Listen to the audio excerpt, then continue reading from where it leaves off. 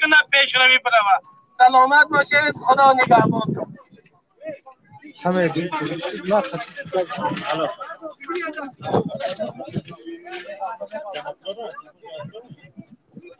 تشکر ایجاد برادر سلیمان دولتوف.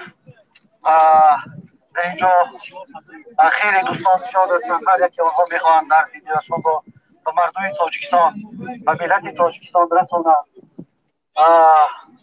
ظلم های رحمان خواهد هر چیز بیشتر بینم و فعلا من نسخه نوبتی را و عضوی شورای عالی حزب نهضت اسلامی تاجیکستان و یکی از جوانترین سابق زندانیان اتحاد شوروی اکای شمس‌الدین سعیدوف میدیم. مرحمت ایشان را سخن نوبتی را میگیم و ایشان خیلی تجربه های زندان را چشیدند و اولین جوانی بودند که در اتحاد شوروی کنج محبس را دیدند و تا امروز مبارزه بوده ایستادند. تمام عمرشان در مبارزه های سیاسی برای آزادی، برای ملت، برای آینده کشور، برای آینده فردا یک مبارزه بودند. مرحمت برادر عزیز. به نام خداوند بخشنده مهربان. همه سخنانی که برادران در اینجا گفتند هم خود را بیان میکنم و امیدواریم که این صداهایی که از دل مردم برای دفاع از حقوق مظلومین و حقوق برای دفاع از زندانیان و در این روزه که برای آزادی برای مظلومین و محبوسان سیاسی صدا بلند کردن، ما هم این هم رأیی میکنیم و امیدوار هستیم که صدای این مردم به گوش حاکمان ما هم برسند و بتوانند از روی عقل کار بگیرند و بتوانند جوانها و اونهایی که به هیچ گناه در کنج زندانهای رژیم نشستند اونها را از زندان آزاد کنند.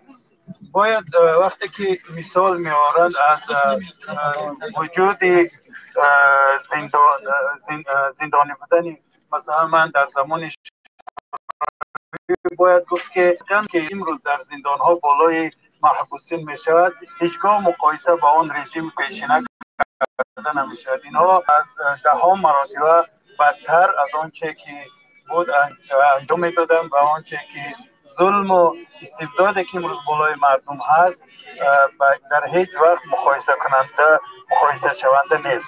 اما چیز مهم این است که امروز حتی سازمان ملل متحد صدا بلند میکند و از بیگناهی بعض زندانیان ما را که اسم میبرد و طلب میکند که حکومت آنها را بکند.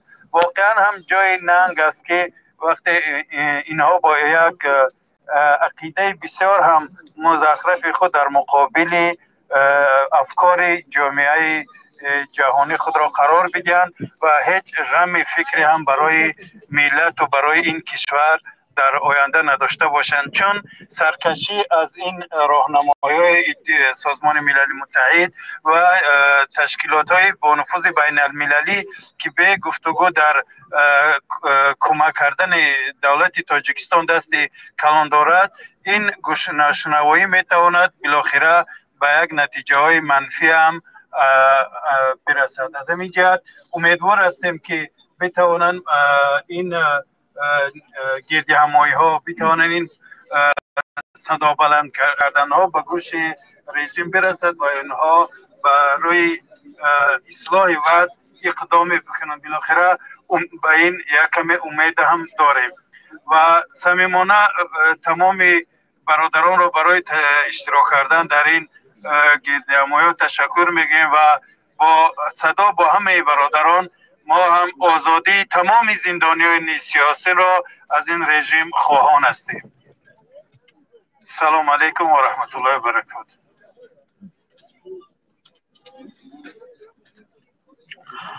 آزادی به زندانیان سیاسی.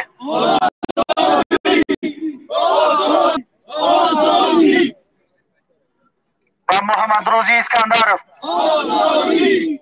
آزادی. آزادی. به و بزرگمهر یوروف. آزادی! آزادی! آزادی! و امید. آزادی! آزادی! آزادی! و مقصود ابراهیموف. آزادی! آزادی! آزادی! و مردم تاجیکستان از رژیم رحمانوف. آزادی! آزادی! آزادی! اینک در قوت ما، در پهلوی ما رهبری ایمان ملی تاجیکستان محترم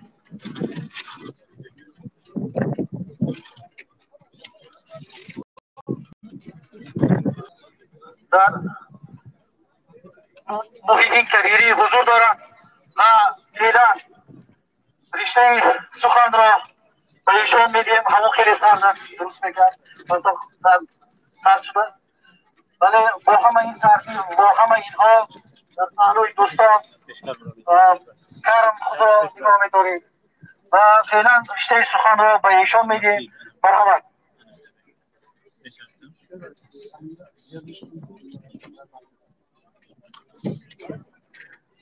به نام خداوند بخشنده مهربان، همدیران عزیز، مردم مبارز و همه کسانی که برای آزادی و عدالت به این خیابان آمده در این روز سرد، پیش از همه به یکایک شما از نام همه مردم مبارز تشکر میگم به خاطر این زحمت و تلاشایی که کردید.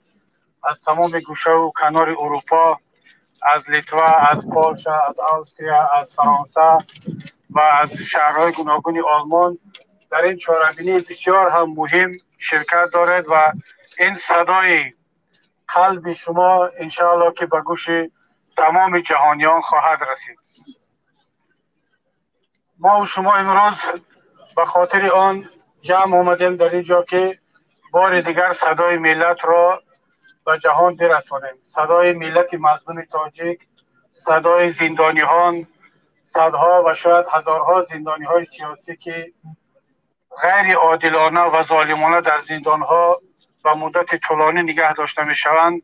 در این روز بین المللی حقوق بشر و در روز 70 سالگی امضای دکلراسیون حقوق بشر، ما و شما لازم دانستیم که این چهاربینی برگزار شود به خاطر آنکه تاجیکستان این دکلراسیون را امضا کرده است و به خود عهدهدار شده است که تمام بندها و معیارهای این دکلراسیون و دیگر سندهای بین المللی را که مربوط به حقوق بشر هست رعایت خواهد کرد.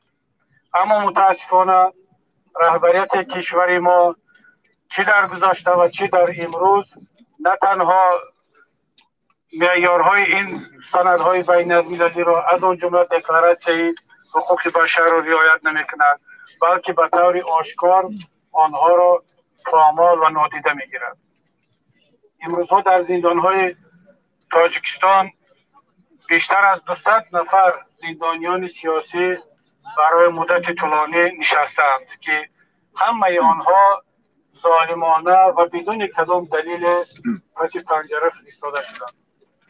و امروز ما و شما به خاطر اون جمع شدیم که این برادران ما و شما در زندانها بدانند که آنها تنها نیستند، بله حاکمیت رژیم آنها را ظالمانه محکوم کرد، پس پنجره پرتافت، ولی بدانند که صدای آنها، صدای قلب آنها و گوش تمام جهانیان از طریق شما برادران مبارز رسول کمیته شهروندی، جامعه شهروندی تاجیکستان، فعالان سیاسی و حقوقی موفق شدند که تنها از کشور ما پرونده 3 زندانی سیاسی در سازمان ملل به طور جدی بررسی شود و قرار کمیته حقوق بشر سازمان ملل درباره طلب کردن از حکومت تاجیکستان که بدون قید و شرط این 3 نفر رو رها کند صادر شد. اینها محمد علی حید، زید سعیدوف و بزرگمهر یاروف هستند که تاجیکستان باید بلا فاصله بعد از این قرار این هر 3 را آزاد میکرد که متاسفانه تا امروز این 3 نفر آزاد نشدند. باید گفت که حالا در بررسی سازمان ملل پرونده چند نفر دیگر از زندانیان سیاسی قرار دارد که انشاءالله روزهای نزدیک آنها هم شاهد چنین یک بالاترین بین المللی خواهند شد و ما امید داریم که شماره این پرونده ها زیادتر خواهد شد و جامعه جهانی توجه بیشتر و مشکلات حقوق بشر در تاجیکستان خواهد داشت.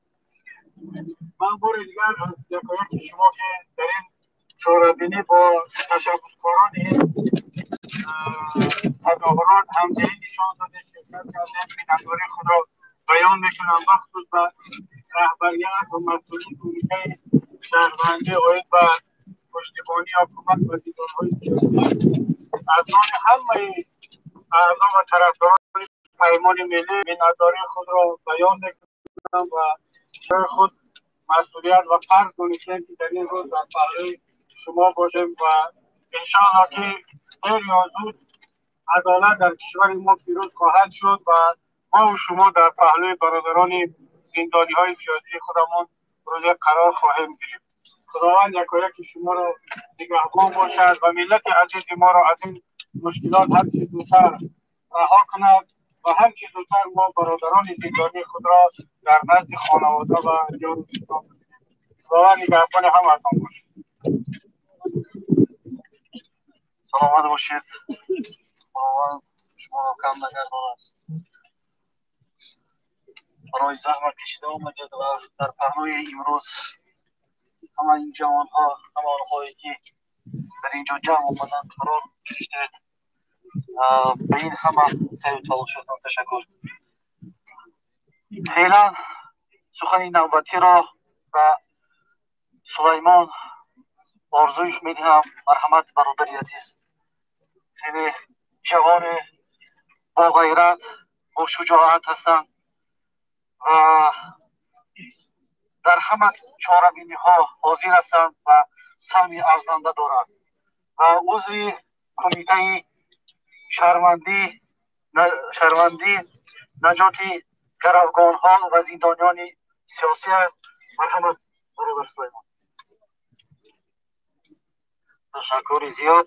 السلام علیکم و رحمت الله و برکاته. دوستان، برادران، استادان، حضور شما را به این جمع آمد خوش آمدید میگویم و پیش از صحبت کردنم از اون جواب خواهش کردم که صورت استاد من قیامالدین عوض فصل که حالا در زندان است، از این خواهش کردم که در صف پیش کنم که من یک مراجعت، یک سخن، یک جواب به حکومت گردانده باشم.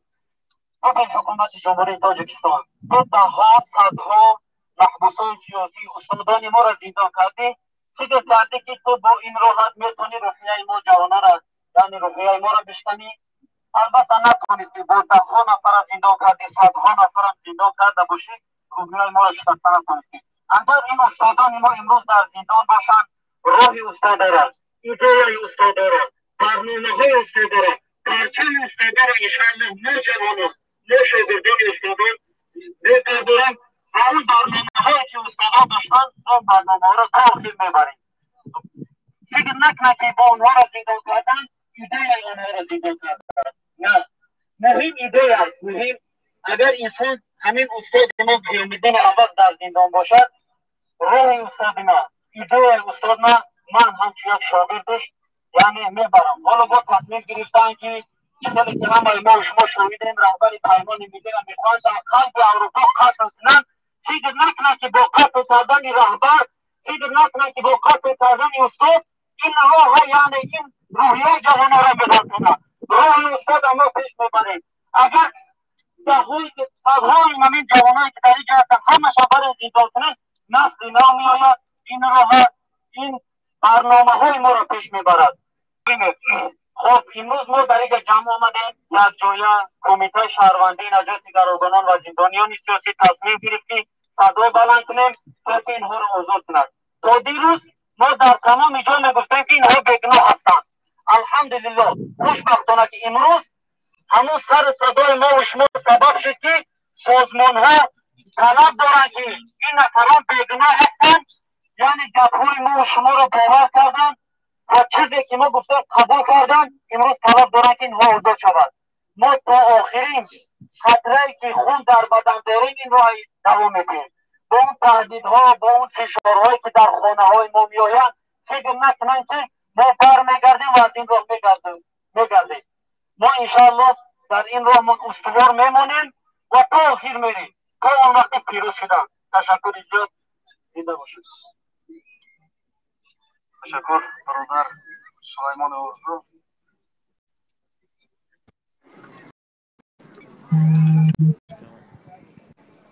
آزادی در افغانستان. آزادی آزادی آزادی با مردم تاجیکستان آزادی مملکت‌های تاجیک آزادی و ژورنالیستان تاجیک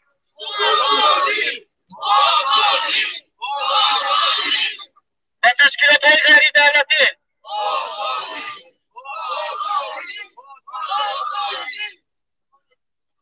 از رژیم رهبر و مردم تاجیکستان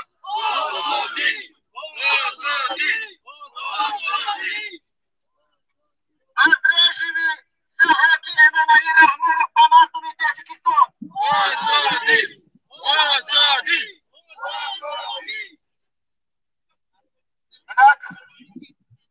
بیانیه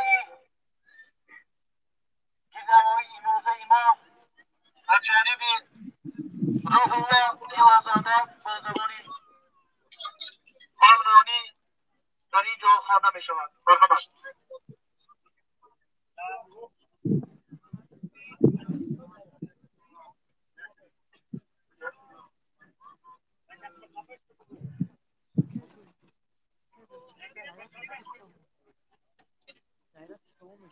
Meine Damen und Herren, zuerst möchte ich auf Deutsch unsere Rede sagen. Bitte, wer Interesse hat, bitte ein bisschen nachdenken. Erklärung der Kundengebot tadschikischer politischer Immigranten am Bundestag. Heute am Internationalen Tag der Menschenrechte appellieren wir tadschikische Bürger, deren Rechte von den Behörden ihres Heimatlandes verletzt werden, an das Parlament der Bundesrepublik Deutschland und damit an alle Bürger demokratischer Länder. Heute haben wir vor der Botschaft der Republik Tadschikistan in Berlin eine Kundgebung abgehalten. Wir forderten, dass die tadschikischen Machthaber die Empfehlungen des UN-Menschenrechtsrat und der internationalen Menschenrechtsorganisationen zur Freilassung dreier politischer Gefangenen umgehend umsetzen.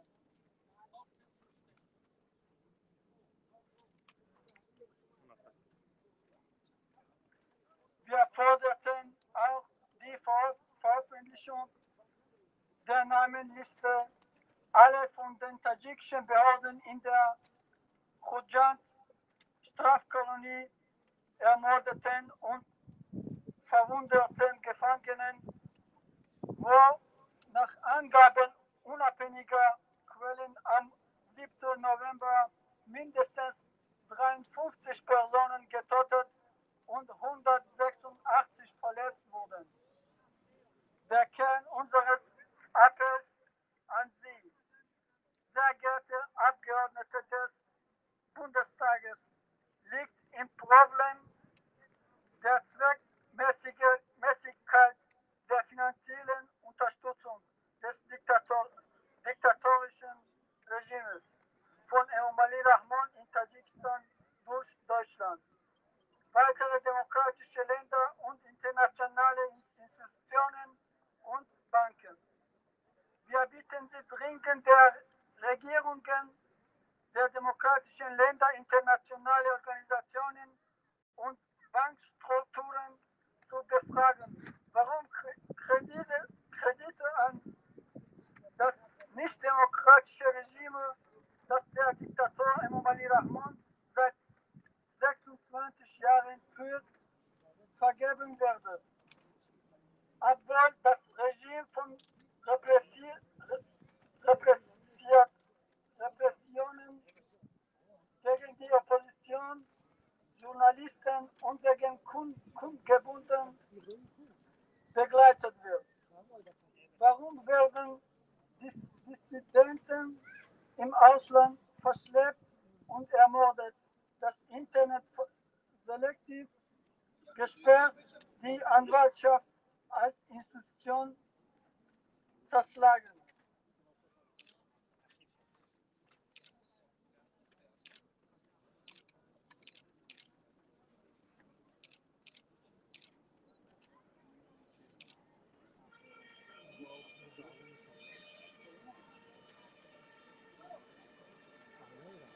سیم سامسونگ برید Die Führer Tadschikistans zu zwingen, die Rechte der Menschen zu respektieren und einzuhalten, rufen wir die Parlamentarier der freien demokratischen Länder nachdrücklich auf, bei der Bildung der tadschikischen Magnitsky-Liste mitzuhelfen. Emomali Rahman, Präsident der Republik Tadschikistan seit 1994. Saymumin Yatimov, Vorsitzender des Nationalen Sicherheitskomitees Tadschikistan seit 2010. Ramazan Rahimzada, Innenminister Tadschikistan seit 2011. Sheikh Mohammed Shoyan, Vorsitzender des Obersten Gerichtshofs Tadschikistan seit 2015. Izzatullah Sharif Zod, ehemaliger Leiter der Hauptabteilung für den Strafvollzug des Justizministeriums Tadschikistan bis November 2018. Yusuf Rahman Ahmadzad, Generalstaatsanwalt Tadschikistan seit 2015, Ex-Sabur-Leiter des Kommunikationsdienstes der Regierung Tadschikistans seit 2011. Ein Dosierer mit Beweisstücken der verfassungswidrigen Handlungen und der schweren Straftätigkeit der oben genannten Personen gegenüber den Gesetzen Tadschikistans und den grundlegenden Menschen- und Bürgerrechten werden beigefügt. Berlin, den 10. Dezember 2018. Vielen Dank. تشکر زیاد برادر روح فیلوزاده و در همین جا برادران عزیز همه شما را باز یک بار دیگر برای جمع آمدن عطا از تمام گوشه کنار اروپا به اینجا به خاطر دفاع از زندانیان سیاسی، به خاطر حمایت از مردم مظلوم تاجیکستان همه شما را تشکر میگویم و امروز 10 دکبر سال 2018 جشن 70 سالگی اعلامیه حقوق جشن 70 سالگی اعلامیه حقوق انسان است و ما بخشیده به این روز این گردهمایی را برگزار کردیم و پایان گردهمایی ما است و گردهمایی را با چند شعار به انجام میرسانیم.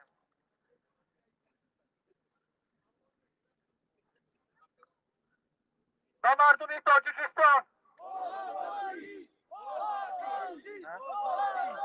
از رژیم جهاد به مردم تاجیکستان، به محبوسان سیاسی،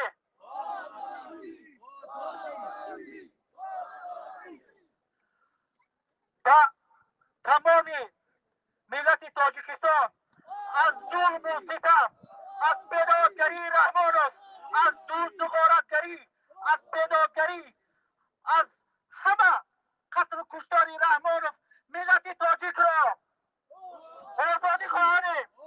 آزادی به ملت تاجیک.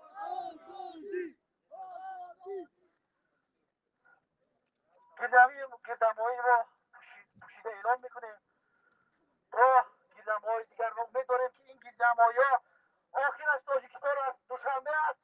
ما در دوشنبه با میلیون ها نفر در میدان ها عکس و صداهای انقلابی در اونجا صدا خواهد داد.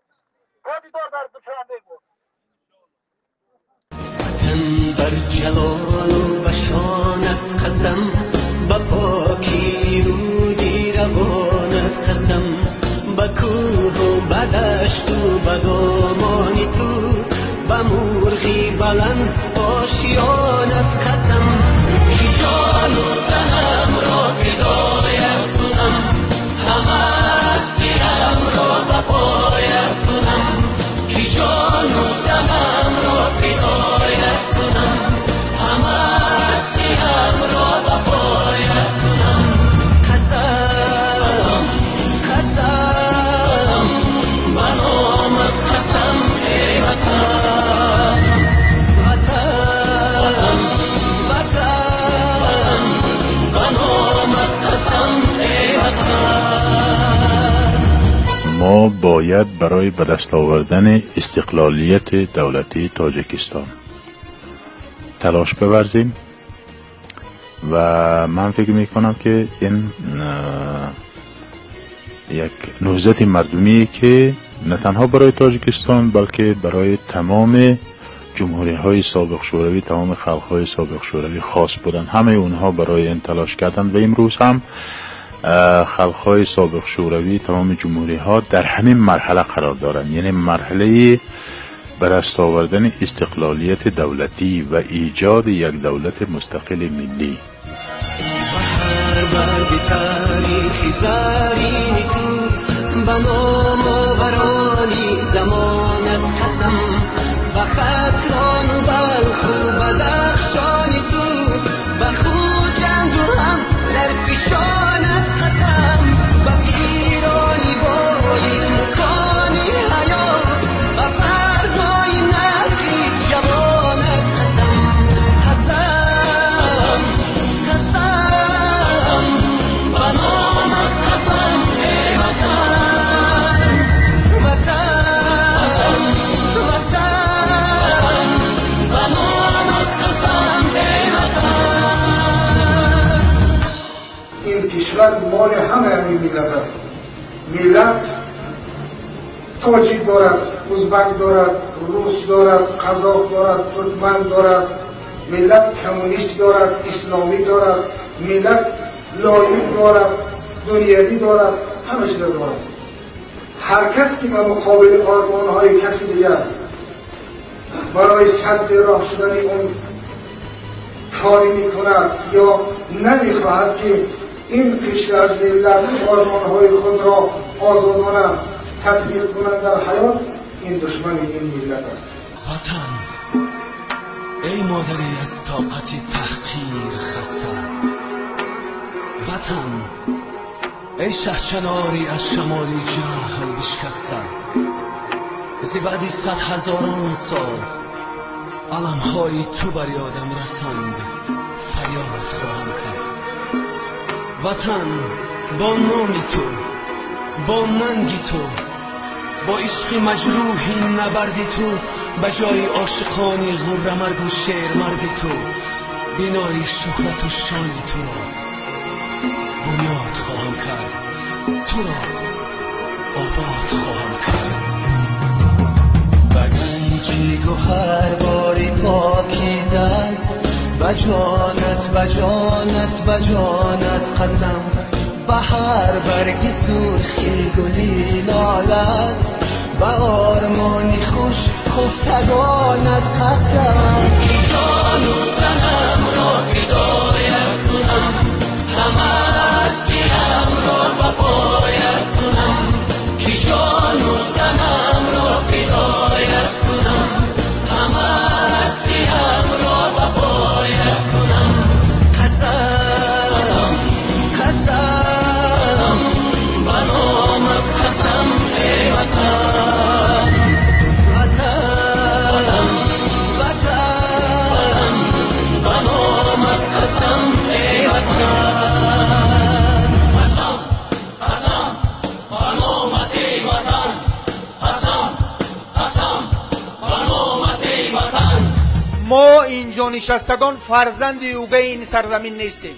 صلح و ثبات مال ما هم هست. دل ما هم برای این وطن می سوزد، می تپد. ما آبادی و آرامی این کشور را خواهان بودیم و خواهیم بود.